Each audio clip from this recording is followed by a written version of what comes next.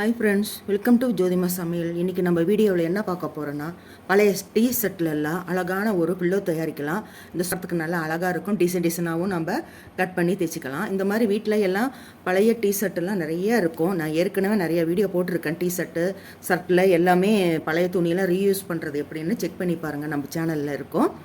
இப்போ இது எப்படி செய்யலான்னு பார்க்கலாம். இது பாருங்கள், டீ ஷர்ட் நல்லா தான் இருக்கும், எந்த ஒரு கிழிச்சலும் இல்லாமல் இருக்கும். நம்ம ரீயூஸ் பண்ணிக்கலாம். இப்போது இது எப்படி கட் பண்ணலான்னு பார்க்கலாம். டக்குன்னு முடிச்சிடலாம். வேஸ்ட்டான துணியிலலாம் நிறைய டிசைன்ஸ் செஞ்சு வச்சுக்கலாம். பிள்ளைங்களுக்கும் ரொம்பவே பிடிக்கும். நான் ஏற்கனவே ஒரு சட்டையில் ஒரு பில்லோ வச்சுருந்தேன். அது எங்கள் குழந்தைங்களுக்கெல்லாம் ரொம்ப பிடிக்குது. இப்போ இந்த மாதிரி மார்க் பண்ணிக்கிங்க. ஏதோ ஒரு தட்டை எடுத்துக்கோங்க. உங்களுக்கு இந்த டிஷர்ட்டில் எவ்வளோ பெருசு தட்டை வச்சா உங்களுக்கு சைஸ் பத்துமோ அந்த அளவுக்கு வச்சுக்கோங்க. இந்த டிஷர்ட்டில் எவ்வளோ பெருசு வரும்ன்ட்டு ஒரு தீர்மானம் பண்ணிவிட்டு நீங்கள் அந்த மாதிரி வெட்டிக்கிங்க. இப்போ இதில் ரவுண்டாக கட் பண்ணிக்கலாம். இப்போ பாருங்கள், இது கட் பண்ணி எடுத்தாச்சு. இப்போ இந்த பக்கம் பார்த்தீங்கன்னா டிசைன் இருக்குது. இந்த இது முன்னாடி பக்கம், இது பின்னாடி பக்கம். உங்களுக்கு நீங்கள் இப்போ எப்படி தைக்கணுன்னா, நீங்கள் இது சுற்றிலும் கைத்தையல் போட்டு கூட தைச்சிக்கலாம், ஓட்டு தையல்.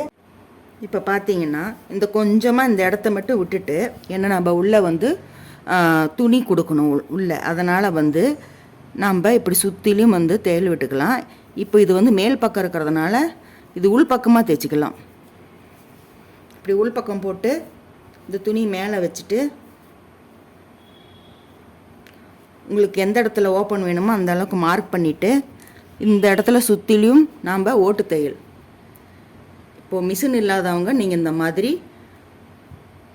தைச்சிக்கலாம், ஓட்டு தையல். இப்படி தைச்சிட்டு மறுபடியும் இந்த கேப் இருக்கிற இடத்துல மறுபடியும் இன்னொரு தையல் விட்டு தைச்சிட்டு வந்தீங்கன்னா உங்களுக்கு கேப் இல்லாமல் கரெக்டாக கிடைக்கும். நான் எங்கிட்ட மிஷின் இருக்கிறதுனால நான் இது மிஷினில் இந்த சுற்றிலையும் தைச்சிட்டு வந்துடுறேன். இந்த இடம் மட்டும் கேப் விட்டுட்டு தைச்சிட்டு வந்தாச்சு. இப்போ சுற்றிலும் பண்ணிவிட்டு அதுக்கப்புறம் திருப்புங்க. அப்போ தான் திரும்பும். திருப்பியாச்சு. இந்த மாதிரி தான் இருக்கும். இப்போ அந்த கட் பண்ண இல்லைங்களா, அந்த மிச்ச துணி சின்ன சின்னதாக கட் பண்ணிக்கலாம். ஏன்னா இது உள்ளே போடுறதுக்கு நம்ம ஒட்டுக்கா கூட அப்படியே திணிக்கலாம், அது ஒரு மாதிரி இருக்கும். இந்த மாதிரி கட் பண்ணி போடும்போது தான் நல்லா தலகாணி மாதிரி நல்லா பான்ச்சியாக இருக்கும். கேப்பில் இதெல்லாம் போட்டு திணிச்சு வாட்டி பார்க்கலாம். இப்போ பார்த்தீங்கன்னா துணியெல்லாம் போட்டு நல்லா ஈவன் படுத்தியாச்சு. இன்னும் தைச்சிட்டு நல்லா ஒரு தட்டு தட்டுனா இன்னும் கரெக்டாக வந்துடும். இப்போ இந்த ஓப்பன் எப்படி க்ளோஸ் பண்ணுறதுன்னு பார்த்தீங்கன்னா, இது நம்ம மடித்து கூட நம்ம மிஷின்லேயே தைச்சிடலாம். இல்லைனா நான் ஏற்கனவே டெடி பேர் வீடியோ போட்டேன் பாருங்கள், அது தெரியாமல் தைக்கிறது எப்படின்ட்டு. அந்த மாதிரி தான் இது தைக்கணும்.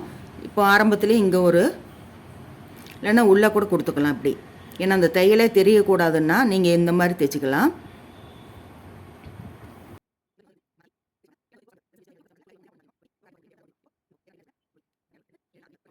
இப்போ லாஸ்ட்டில் முடிச்சு போட்டுக்கலாம். இப்போ இந்த மாதிரி இருக்கும்.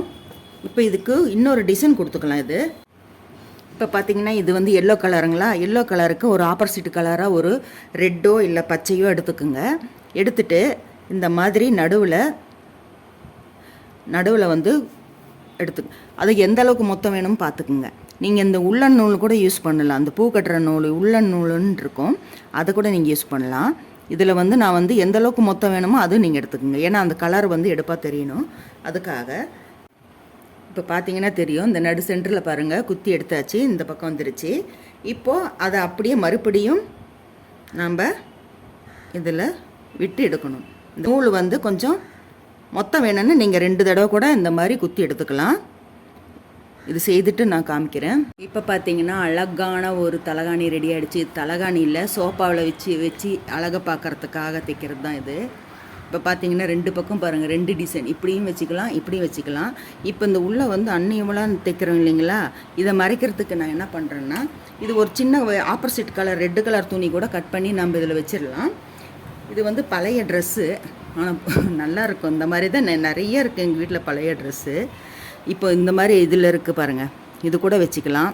இல்லைன்னா இந்த ரவுண்டு இந்த டிசைன் இருக்குது பார்த்தீங்களா, இது கூட கட் பண்ணி எடுத்து அங்கே வச்சுக்கலாம். இதே ஒட்டு கொடுத்த மாதிரி தான் தைச்சிருக்காங்க. இது எடுத்து இந்த மாதிரி வச்சு தைக்கும்போது குழந்தைங்களுக்கு ரொம்பவே பிடிக்கும். ஏன்னா இது டெடி பேர் பொம்மை போட்டிருக்கு, அதனால் இது கட் பண்ணி எடுத்து நம்ம இங்கே டிச் பண்ணிடலாம். பார்த்தீங்கன்னா ஒரு அருமையான சோபா பில்லோ ரெடி ஆகிடுச்சு. பாருங்கள், 2 பக்கமும் நம்ம வச்சுக்கலாம். எவ்வளோ அழகாக இருக்குது பாருங்கள்.